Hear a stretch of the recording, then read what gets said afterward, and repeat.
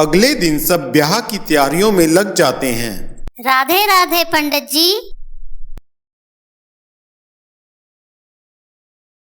माँ आ गई मामा से मिलकर। मामा? अरे तेरे तो कोई मामा ही नहीं है। दादी, माँ कृष्ण को हर साल राखी बांधती है, तो हुए ना वो मेरे मामा। देखते हैं मेरी लाडो, कल तेरे मामा भात भरने आते हैं क्या? लीला पास के गांव मयूर नगर से थी। वहां के सरपंच वासुदेव बहुत ही दयालु स्वभाव के व्यक्ति हैं। उनके कोई बहन नहीं है। बचपन में वे लीला को ही अपनी बहन मानते थे। बालक, तुम कौन हो? इतनी धूप में कहाँ जा रहे हो? मैं एक ग्वाला हूँ और मेरा नाम लड्डू है। मैं मयूर नगर जा रहा हूँ। क्या आप बता सकते हैं कि मयूर नगर यहाँ से कितनी दूर है? मयूर नगर तो यही है, परंतु तुम्हें मयूर नगर में किससे मिलना है? मुझे वासुदेव जी से मिलना है। तुम्हें उनसे क्या काम है लड्डू बेटा? यह तो मैं सिर्फ वासुदेव जी को ही बताऊंगा। कहो लड्डू, मैं ही वासुदेव हूँ। तुम इतने सुंदर और कोमल हो, थक गए होगे। इतनी गर्मी में तनिक पानी पी लो, थोड़ा विश्राम भी कर लो। नहीं नहीं वासुदेव जी, मुझे गैया भी तो देखनी है। कहो लड्डू, क्या बात है? आपके गांव की एक बेटी लीला पास के गांव गोपालगढ़ में ब्याही गई है। उनकी बेटी पार्वती का कल विवाह है। लीला, वो तो मेरी बहन जैसी है। कहो इसमें क्या समस्या है? आपको पता है ना, उनका कोई भाई नहीं है, तो वे इसलिए चिंतित हैं कि कल कौन उनके द्वार बात लेकर आएगा। आप तो उसे अपनी बहन जैसा मानते हैं ना, तो मुझे गोपालगढ़ के पंडित जी ने बोला आपसे जाकर आग्रह करूं कि आप बात लेकर आ जाएं कल। ये भी कोई कहने की बात है क्या? क्या हुआ वासुदेव जी, आपकी आंखें नम क्यों हो गई? कुछ नहीं लड्डू, मेरी कोई बहन नहीं है। हर रक्षाबंधन मेरी कलाई सूनी रहती है। मैं रोज भगवान कृष्ण से प्रार्थना करता था कि हे कृष्णा, तू मुझे लीला से मिलवा दे। मैंने बचपन से ही उसको अपनी बहन माना है। आज तो कृष्ण ने आपकी सुन ली ना। कल जब आप भात लेकर जाएंगे तो माथे पर टीका भी लगेगा और हथेली पर मोली भी बंधेगी। लड्डू, तुम नहीं जानते बेटा, तुम मेरे जीवन में कितनी खुशियां लेकर आए हो। तुम्हारा कोटि कोटि धन्यवाद। अब मुझे चलने की आज्ञा दीजिए। मेरी गैया भी मेरा इंतजार कर रही हैं। वासुदेव जल्दी से घर जाता है और खुशी खुशी अगले दिन गोपालगढ़ जाने की तैयारी शुरू करता है। क्या होगा जब वासुदेव अगले दिन लीला के सामने भात लेकर खड़ा होगा? क्या लीला उसे पहचान पाएगी? देवघर जाकर अपने पिता से मिलता है। आज वह बहुत खुश है। बेटा, आज बड़े खुश दिखाई दे रहे हो। पिताजी, कल पास के गांव गोपालगढ़ में लीला बहन के घर विवाह है और मुझे भात लेकर जाना है। बेटा, लीला कौन और भात लेकर क्यों जाना है? वासुदेव सारी बात पिताजी को बताता है कि कैसे लड्डू नाम का एक बच्चा उसके पास आया और उससे गोपालगढ़ विवाह में जाने का आग्रह करने लगा। वासुदेव बेटा, तुम्हें जरूर जाना चाहिए। शायद तुम नहीं जानते हो, बहुत वर्षों पहले बिचारी के माता पिता इस दुनिया को छोड़कर चले गए थे। अब उसका अपना कहने वाला कोई नहीं है। पिताजी, वैसे भी मेरी कोई बहन नहीं है और लीला बहन का कोई भाई नहीं। मैं वहां जाऊंगा तो वो बहुत खुश हो जाएगी। हाँ बेटा, तू जरूर जा और अपना फर्ज पूरा कर। वासुदेव पूरी तैयारी के साथ गोपालगढ़ के लिए निकल जाता है। कुछ ही समय में वह गोपालगढ़ लीला के आंगन में आ खड़ा होता है तो लीला की नजर उस पर पड़ती है। तुम कौन हो भाई? क्षमा करना, मैंने तुम्हें पहचाना नहीं। बहन, मैं मयूर नगर से आया हूँ। मयूर नगर?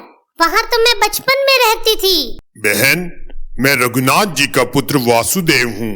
अगर तुम्हें कुछ याद है तो हम एक साथ बचपन में खेलते थे और तुम मुझे राखी भी बांधती थी।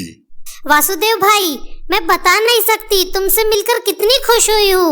शादी के बाद कभी गांव नहीं गई, इसलिए बहुत दिनों तक तुमसे मिलना नहीं हुआ। आज तुम बहुत अच्छे दिन आई हो। आज मेरी बेटी का विवाह है, उसको आशीर्वाद जरूर देना। बहन, मैं तेरी बेटी के विवाह में ही तो आया हूँ। अगर तुझे कोई आपत्ति न हो तो मैं पार्वती के विवाह में भात भरना चाहता हूँ।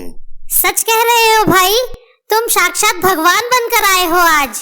पगली, भाग्यशाली तो मैं हूँ जो आज तूने मुझे भात भरने का मौका दिया है। जा बता दे सबको, तेरे द्वार तेरा भाई भात लेकर आ गया है। माँ, आपको पंडित जी और बाकी सभी बुला रहे हैं। बहन, यही है ना पार्वती बिटिया? आप कौन हैं? बेटा, मैं तुम्हारा मामा हूँ।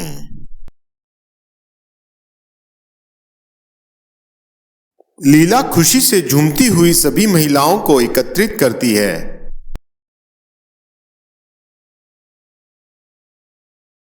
दादी दादी, सुना, मेरे मामा आए हैं। अरे तू पागल हो गई है? लीला का कौन सा भाई है जो आज के दिन आया है? दादी, मैं सच कह रही हूँ, बाहर आकर देखो तो सही। वासुदेव भैया, आपको मेरी भी उम्र लग जाए। वासुदेव द्वारा दिया गया भात और भात का सामान देखकर गांव के सभी लोग अचंभित हो जाते हैं। आज से पहले किसी भी मामा ने अपनी भांजी को ऐसा भात नहीं दिया था। लीला बहन, अब तो तुम खुश हो ना? हाँ पंडित जी, बहुत ज्यादा खुश हूँ।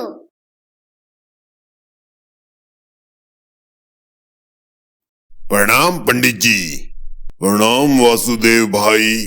पंडित जी, आपने बहुत अच्छा किया जो कल लड्डू को मेरे गांव भेज संदेशा भिजवाया कि मैं लीला बहन के घर विवाह में शामिल हो जाऊं। भाई वासुदेव, मैंने तो किसी लड्डू नाम के बालक को तुम्हारे गांव नहीं भेजा था। सच बताऊं तो मैं तो तुमसे पहली बार मिल रहा हूं। वासुदेव ने सारी बात पंडित जी को बताई तो उन्हें समझते देर न लगी कि लड्डू बालक कोई और नहीं, स्वयं ठाकुर जी थे।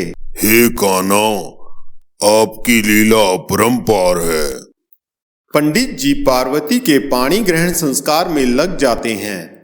कन्या को फेरों के लिए ले आए।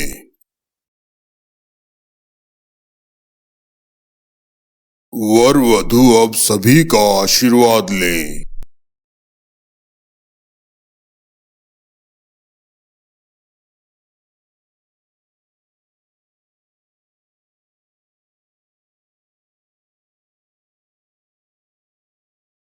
पंडित जी, आपका बहुत बहुत धन्यवाद। आपके कारण ही तो ये शुभ दिन आज मेरे घर आया है। लीला बहन, मैंने ऐसा क्या कर दिया? आपने ही मेरे गांव संदेशा भिजवाया था और देखिए ना, आज मेरा भाई मेरे पास खड़ा है। लीला बहन, मुझे पूर्ण विश्वास था कि कान्हा सब ठीक कर देंगे। याद है, उस दिन मैंने कहा था ना कि तुम ठाकुर जी को राखी बांधती हो तो सब उन पर छोड़ दो। हाँ पंडित जी, मुझे सब याद है। तो कुछ समझी? ठाकुर जी ने ही तुम्हें वासुदेव जैसा भाई दिया है। वे स्वयं वासुदेव के पास गए थे ताकि उनके भक्त की लाज रह जाए। भैया कृष्ण, तुम्हारा बहुत बहुत धन्यवाद।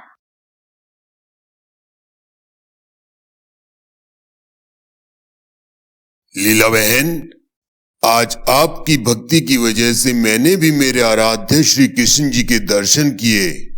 लीला बेटा, आज मुझे विश्वास हो गया है कि तू कान्हा की सच्ची भक्त है। आज तक मैं तुझे ताने देते आई हूँ कि तेरा कोई भाई नहीं है। आज देख, कान्हा ने तेरा भाई भेज दिया। अगर हो सके तो मुझे माफ कर दे मेरी बेटी। माँ जी, कैसी बात कर रही हो? मैंने आज तक आपकी बात को कभी दिल से नहीं लगाया। है जी है, अंत भला तो सब भला। सब काम सही से संपन्न हो गए प्रभु की कृपा से। पार्वती का विवाह सुख शांति से संपन्न हो जाता है। लीला और उसकी सास अब प्यार से रहती हैं। हे प्रभु, जैसी लीला पर अपनी करुण कृपा की है वैसी सब पर करना।